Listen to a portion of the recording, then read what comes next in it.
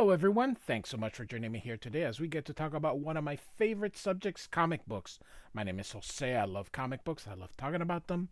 I love sharing them with you. Feel free to follow me on social media if you would like. Links are in the description below. I've also posted a link to the Marvel fan site that'll have plot synopsis for this story as well as character bio. So, Classic X-Men number 18 from 1987. First of all, I absolutely love this cover. Love the dry brush being used here. Just a huge fan of dry brush. We got Magneto here holding the X-Men in the palm of his hands. Great cover here by Arthur Adams and Terry Austin. Does anyone know if Terry Austin is retired? Because I just don't see too much of him. I know he's still alive, just don't know if he is retired. We are going to be covering, this issue covers X-Men 112 from 1978. Great cover by George Perez and Bob Layton. We're going to see the cover a little bit better here. It just kind of, in classic X-Men, it just tells you kind of what you're going to be seeing, the new pages, and you know what it does. This is why I choose classic X-Men versus just going through the regular X-Men, is because there's exposition here. So in the backup, it's set between 110 and 111, shortly after classic X-Men's 13 backup. So all right. And by the way, it says in here it's the first backup in the series not to be written by Chris Claremont. So, all right, here we get a good look at the cover. It is the only cover I believe George Perez provided. Although George Perez only drew one issue of X-Men, I believe. I do not know it was an annual. We will get to it. We're going to be covering Chris Claremont's entire X universe. So we're going to be doing this. We're going to cover everything, and I mean everything Chris Claremont did with the X-Men. So, all right, we got the frontispiece that would have shown up on the original. Joe Duffy is the writer of the backup here. Kieran Doyer does the supplemental material. And then John Bolton does the backup story. So John Bolton will be the regular, regardless of who writes it. John Bolton sticks around for a while still. All right, we're going to pick up where we left off. I do have a playlist. Feel free to check it out. So Magneto has beaten Mesmero, who had beaten the X-Men. And so, I'm a man of my word, mutants. I swore I would destroy you. And I shall. And so the X-Men, the title of this story is Magneto Triumphant. X-Men was 104 was the last time that the new X-Men faced off against Magneto. So, all right, we get some exposition here of everybody, kind of their thoughts. Chris Claremont loves to write, and he loves to put word balloons in. So off he goes. So I'm not gonna read all that, but just you can see here, everyone kind of has a thought. He gives everyone a moment here, even Magneto. So Magneto is basically having second thoughts, or thinking, was this the smart thing to go against the X-Men again? He thinks, I beat him in the past.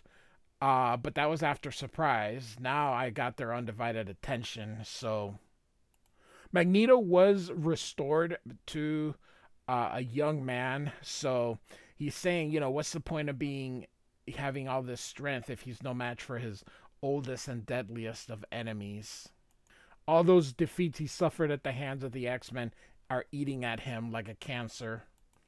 He needs to know if he's the better person, the better man. So off he goes. Great illustration here of Magneto here. Love it. So, all right. And so Wolverine is like, whatever, bull. You only won last time, Buckethead, because Cyclops turned chicken and made us run. And now Cyclops is like, back off, Wolverine. That's an order. If Magneto goads us into an attack, we're as good as dead, he says. You're already that, my friend.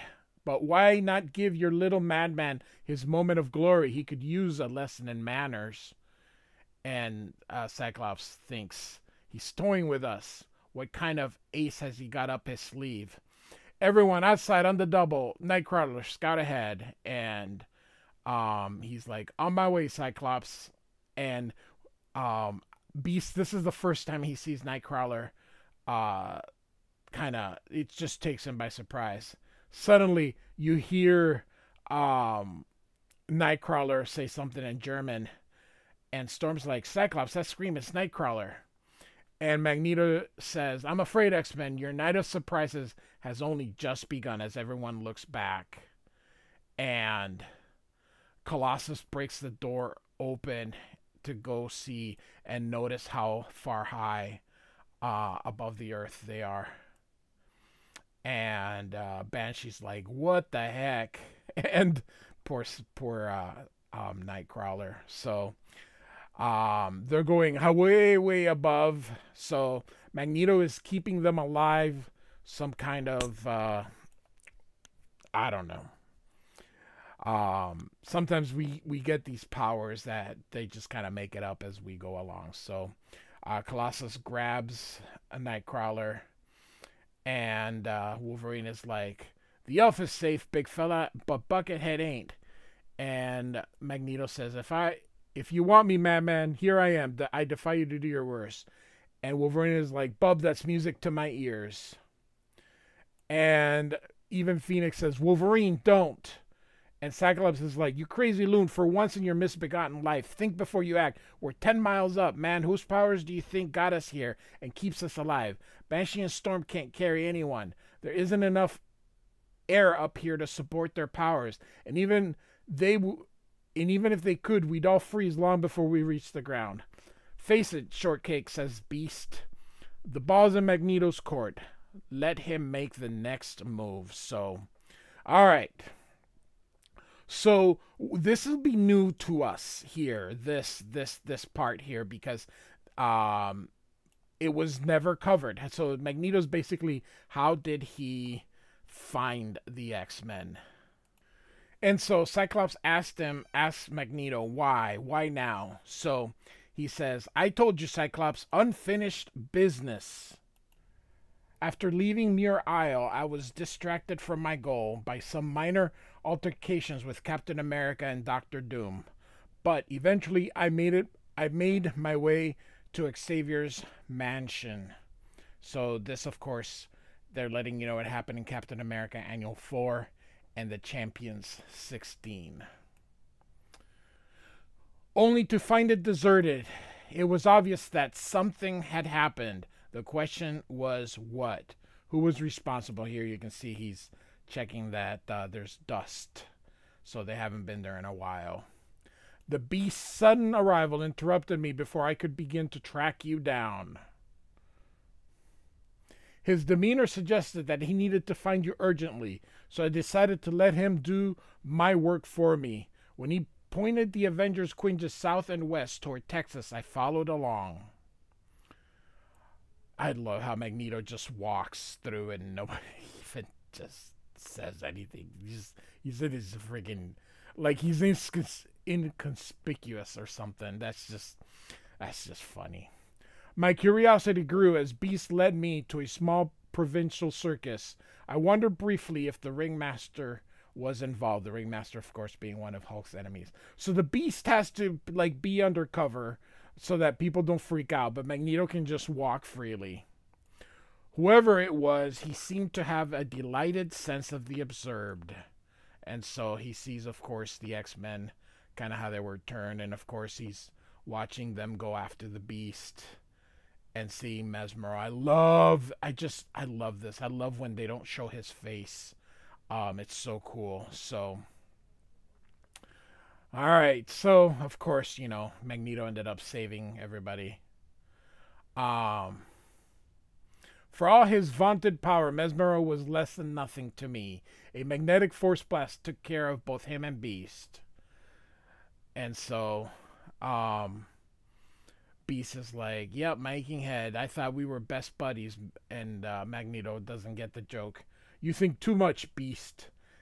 Had the rest of you not freed yourself from Mesmero's conditioning, though, I'd have done it for you. Are we supposed to be grateful, bub? This makes no sense. Why is that Mesmero? You and he used to be allies, says Magneto. He and I? My dear Cyclops, I don't even know the man. The Magneto this fool served, the one who claimed to be the father of Lorna Dane, was a robot. That was in X-Men 58. And so you see here this jet here. So they're somewhere in the Andes Mountains or over the Andes Mountains. So these guys, of course, can't believe what they're seeing. And so, and then Magneto doesn't just let him die. He just tosses him out, drops him gently. So, and, you know, Magneto is using his powers to send him out, and Storm is like, you monster, even if Mesmero was your worst enemy, to callously hurl him to his death. You underestimate my power, young woman. I'm controlling Mesmero's descent. His landing will be painful, but that's no more than he deserves. You are my oldest foes, X-Men. My bitterest defeats have been at your hands. If anyone has earned the right to destroy you, it is I, he says. Man, Magneto. Sometimes with these comic books, I just like, why doesn't the villain just kill him? I understand. I know it's more rhetorical. And so here he's hurling them into like where his base is. And so here it kind of gives you a illustration of he's inside this volcano, which is, this isn't even remotely possible, but hey, it's comic books, let's go with it. So all right, he made his move, so Cyclops is about to get his. So off the X-Men go to fight. So Magneto, of course, Colossus hits him, but Magneto reminds him that him being metal makes him the weakest of the X-Men. And here comes Beast, and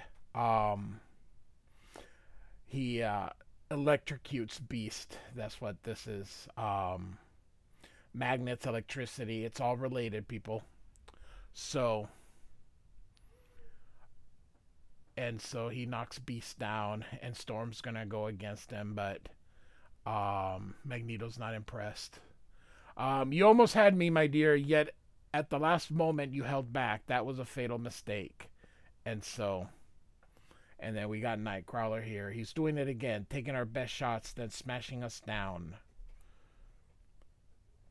And so, if I had any sense, I'd stay hidden. But he goes to attack. Magneto, of course, dismisses him and just hurls the two.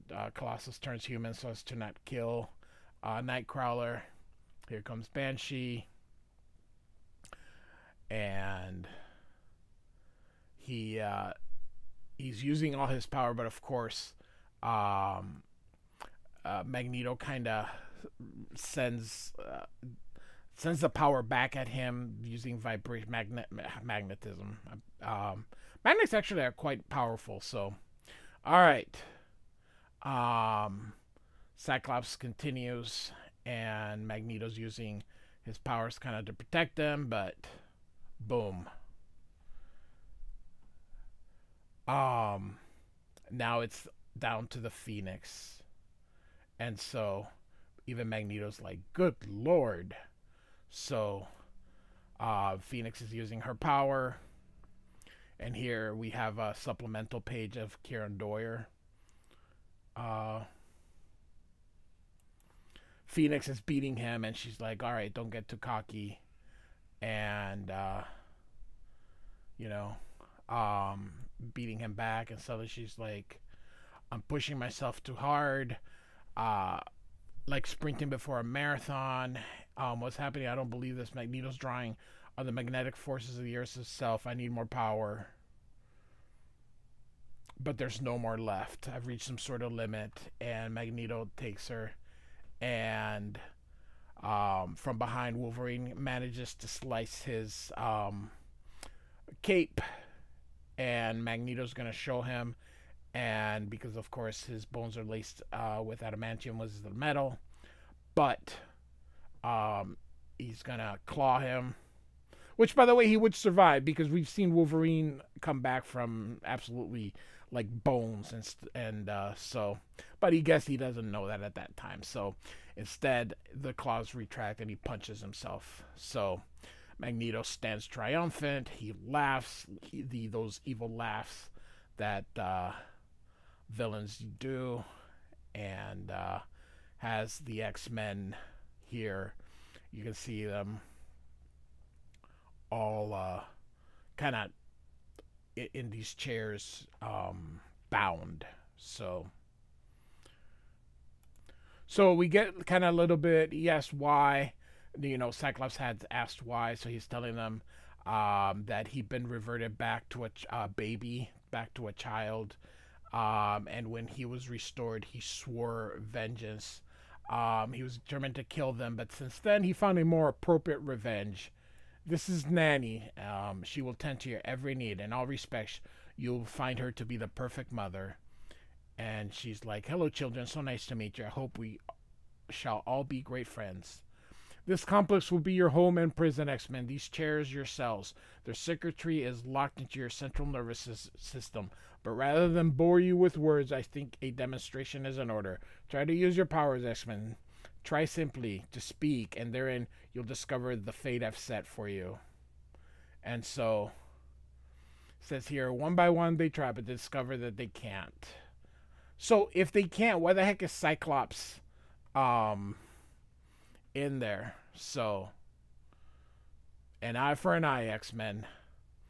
You will not die, but you'll soon wish you had. You will suffer as I suffered. To be aware of who and what you are. To each possess your powers in their fullest measures, yet to be unable to use them as a 6-month-old child to be helpless. If there is a hell, X-Men surely cannot be more terrible than this. Next issue, Triumphs and Tragedy. So, because this is classic X-Men, there is a supplemental story. However, these are the edits that were made into, and you can see it was a coloring thing. It says here, the art edited to remove Nightcrawler's power of invisibility and shadows, replacing it with simply being well hidden. Incidentally, later issues of Excalibur reverse this reversal and establish that Nightcrawler legitimately does become invisible when in shadows, as his constant connection to the dimension that he teleports through creates a subconscious field around him that warps dim light. So here we just have words that were changed. So, and you can see here, like just in this one. So, all right. So, Stalking Life. So, Jean Grey is out camping, and she's like, "I'm all alone. There's no one here." I love that movie. And so we see this hand here. And so someone's apparently about to get her. Maybe it's Jason Voorhees. Someone's coming for her. She goes down to pick something up, but and so it's Wolverine. He goes, it's too late. It was too late before it even started, little man. So, everybody calls him little man. So, she says, of course I'm Phoenix, Wolverine. Did you really think you could come after Jean Grey and not have her turn into the Phoenix at the first sign of trouble? And he says, as far as I'm concerned, the first sign of trouble was when you took off without a word to anyone where you were going. Just what did you think you were doing, hunting me? Maybe I just wanted to see if you really as good and as dangerous as you say you are. So, see, darling, I know what I am. A killer. I want to know if is are we really two of a kind? Did you really think you could find that out coming after me with this toy, she says. So, um after going to all the trouble of keeping all my thoughts on the primal animal level so you wouldn't know there was another person in the area, much less one you knew. I'd have to be a real amateur to let you hear me unsheath my claws, and I'm not. No, of course not. We're very clever figuring out how to outsmart telepathic runaway. The trouble is, since you tripped yourself up, your partner in this little crime has been so interested he's forgotten to shield his thoughts from me. So let's get it all in the open, Banshee. And so she grabs Banshee. And so Phoenix says, I suppose you want to know what I'm doing out here in the middle of nowhere. And Wolverine says, I think I knew that even before you took off, darling. You wanted to be alone, and right now that's the worst thing for you. So Banshee's like, whew, thank you, me darling. Accustomed as I am to riding the sonic waves under my own power, having someone else in control of me flight will take some getting used to.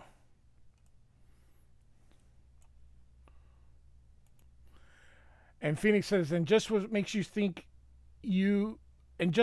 so sure of what's good for me, she says, because we're friends.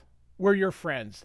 Because that's what being a part of a team together is all about. You haven't had the Phoenix power for long, and it still scares you, and that's why you ran away.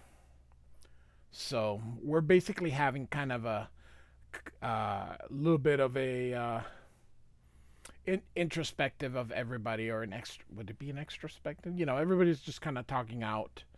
So she's kind of learning how to use these powers here. She says it's not so much the power, but rather that there's too much of it at her disposal. And she likes using it and keep doing bigger and bigger things to it, and does fear losing control. And of all people talking, and this is early Wolverine, you know, talking of like, don't let the power isolate you, being alone, it's like, eh. And so, Phoenix suddenly is holding that pond over their head. And so, sees that little fish here. And then Nightcrawler shows up and scares her. And he's like, he jumps to her and they're like, no, no. And then he's like inside the lake. So, and the lake falls, or the pond. So they're like, you know, he's like, she'll be glad to see us, they said. It'll be like a game of tag, they said. And Wolverine is like, oh, the bones are weighing me down. And so Jean Grey rescues him. And so Phoenix wonders, ultimately, all she is a destroyer. Why doesn't she just use her power and put the pond back? So, and she does. Look at that. I haven't read some of these in forever, so. Alright, so. Looks like they're going to have some coffee and are going to go cook some dinner. So, and then, of course, there was a back cover, which I think is very striking here, by John Bolton. So, awesome stuff. So, Classic X-Men number 18 by Chris Claremont, John Byrne, Terry Austin, Karen Doyer on the supplemental material, Joe Duffy on the backup story as the writer, and John Bolton as the artist. Like and subscribe. I do thank you for listening. Goodbye.